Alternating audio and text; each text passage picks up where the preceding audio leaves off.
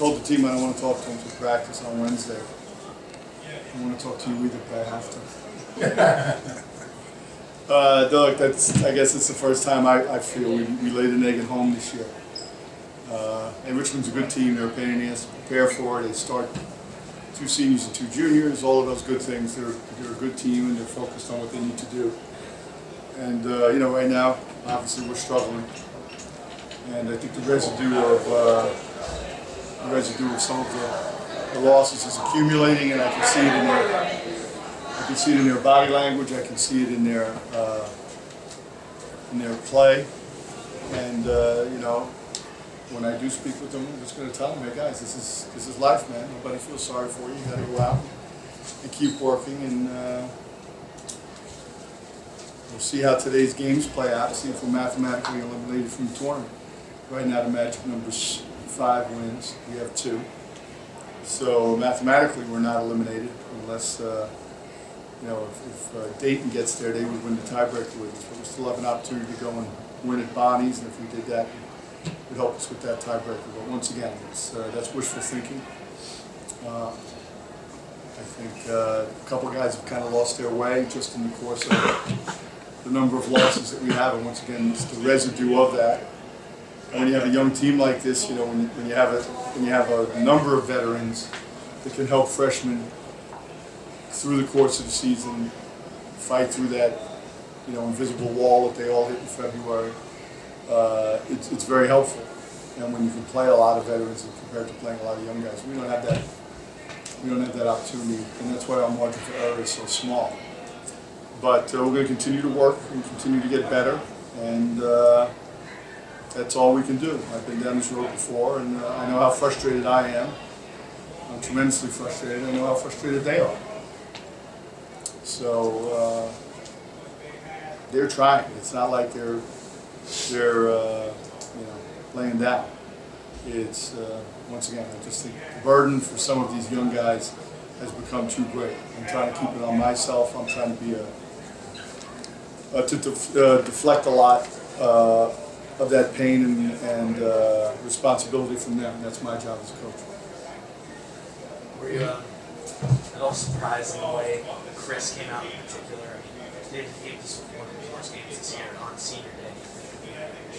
Well, I mean, I'm always surprised when Chris doesn't play well, but I think the residue of missing 13 games this year is thick, you know, and he came back in Butler, and, you know, we were all thrilled with the effort and the way he played that day, but, you know, since then, that energy hasn't been there. His, you know, I said that I'd be able to tell by his second jump going for rebounds. Not when you don't get the first one, but he was one of the best at going and getting the second one, and I'm not seeing that right now. And I think he's once again, it's hard when you're coming back and you've sat as long as he's sat, and he's sat during the course of the year. So I think that's it. But I feel for the kid. Obviously, he's you know, this is not what he expected on senior day, or not what he wanted, I'm sure. When at the half, when you got the 7 points put back on the shot clock, I think it was a man that lost the ball. Yeah. There's been a few plays like that, and that's very frustrating because you were in the game. Then they come out at the half and they charge at you. But yep. that was a motivation thing. That was huge. I mean, we fought ourselves back into it after they made pretty good separation there. And once again, look, I'm depending on freshmen to make big plays. You know, we brought the team together because they went to the table to check the clock. So that's like a 30-second timeout. We put a play in to get Mandela jumping. So I'm running cuts for freshmen in critical times of the game. So, you know, that's who we are. And, you know, his assist to turnover ratio was excellent until the last 8 games or so. And that's fatigue, I think. You know, he's getting worn down. He's playing a lot of minutes. And now with Brian Smith out, it shortens our bench in the backcourt even more. So, yeah, you know, and you know, watching basketball, at the end of the night, I mean, I watched the tape 2 or 3 times, guys, of every game. And you look and you'll say there's 2 or 3 possessions in the course of every game that can really be momentum changing. And it doesn't matter whether it's a 2-point game or whether it's a 15-point game. Yes. On senior day, what would you like to say about your senior Chris regarding both his talent and the effort that he's shown you these years that you've been here? Well, he's been loyal. You know, the day I took this job, the second day I was on the job, I met with every kid who was on the team at the time. First I had a team meeting. We didn't have this room here yet. I met with them down in the old beat-up locker room. And I explained to them what I wanted and what I was going to expect. And 4 guys came in the next day during individual meetings and told me they were going to leave, because that's not what they signed up for. And I respected them for it. Chris came in and never flinched, and I encouraged him. I said, you know, I really want you to think this over.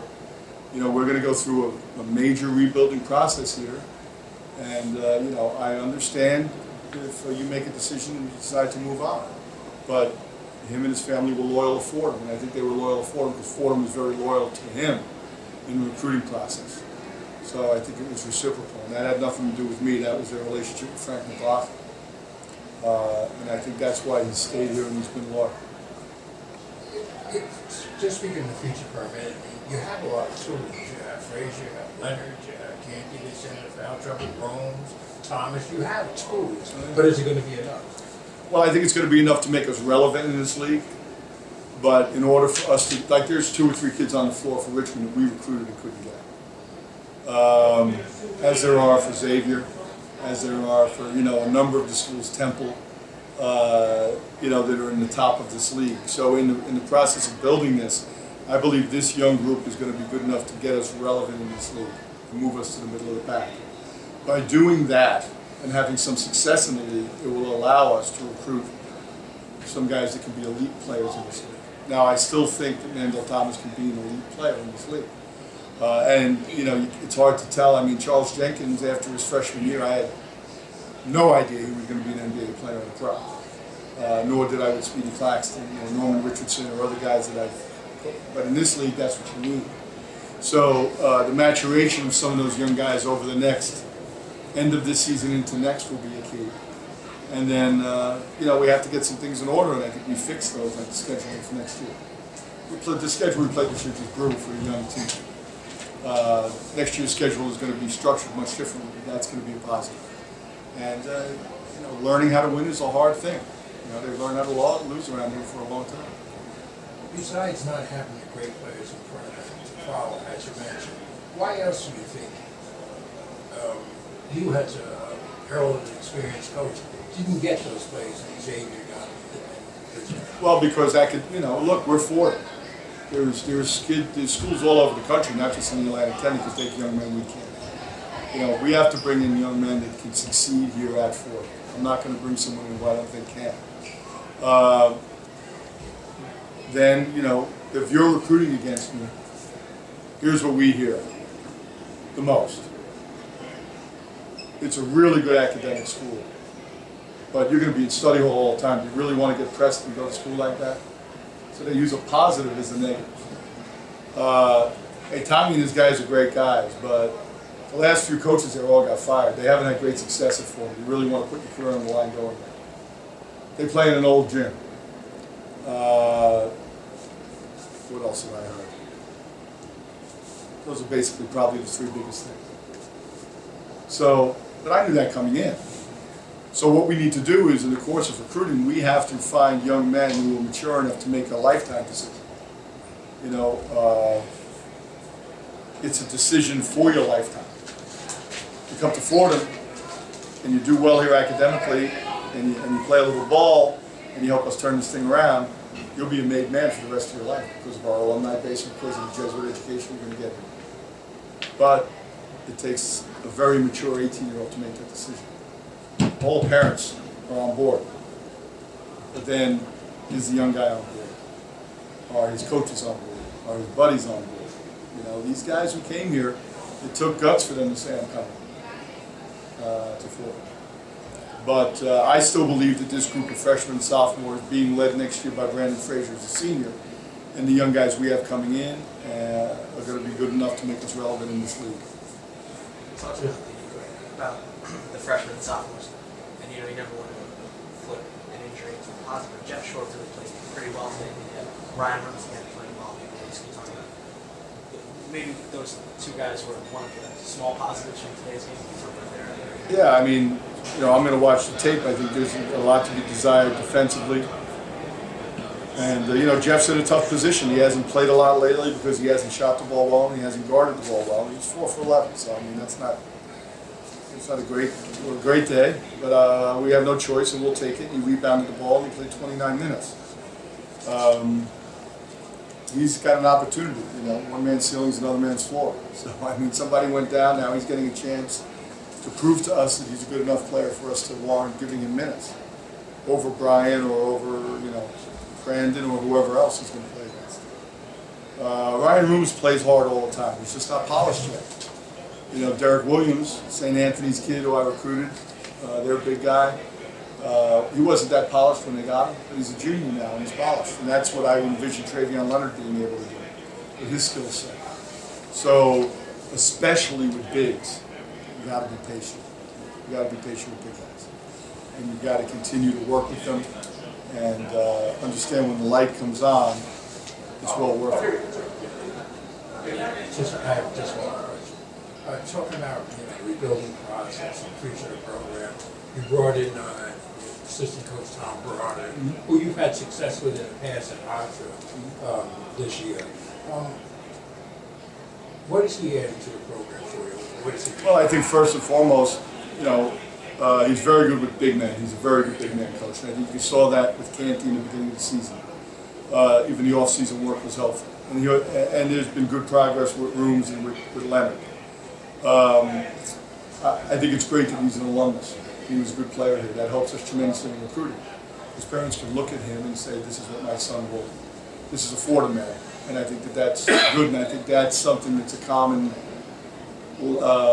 line at every good program in the country. You usually see alums on the bench in some way, shape, or form, whether it be Duke, Carolina, Villanova, anywhere where they have great success. So I like that part of it too. And as a familiar, we're familiar with each other. Obviously, he, I, David Duke, we all worked together when we had some great years. So we know the blueprint and we know how to do this. But I understand it's not easy. I've been through it for 3 years. There's fans of Fordham that have been through this for decades. And I understand why they are the way they are. But I got to go to an alumni fair right now, and I'm going to tell them, keep the faith. Because you know what? If you don't, it's never going to turn. You got to keep the faith. You got to stay on board with it. It's not eating up anyone else more than me. I've lost more games in the last 2 years than I did probably in the last 6, 8, 10. So it's killing me. I'm the one who's not sleeping. But with that said, that's what we do. That's what drives us. That's what I told the team. You want to compete on this level? With the exhilarating feelings you can have by playing and competing in college athletics on this level, there's a payoff too, and it's the way you feel after losing games. So if you don't know the bad, you can't revel in the good. So when we get good, we'll celebrate harder than anybody. What about last week the Butler game? The crowd was electric. That's how this place can get. Yeah. And to have a game like this, this very different atmosphere. Yeah. Well, look, I tweeted it after the game. I said, if we're going to compete in this game, every time we go, with the exception of maybe GW the other night, every other gym we go into is 8, 10, 12,000 people going crazy for the home team. I don't need 8, 10, or 12, but we need 3,200. And now we'll get these guys fired up. They feel it, and it will give us a huge home court advantage. And we'll get there. It's just a matter of time.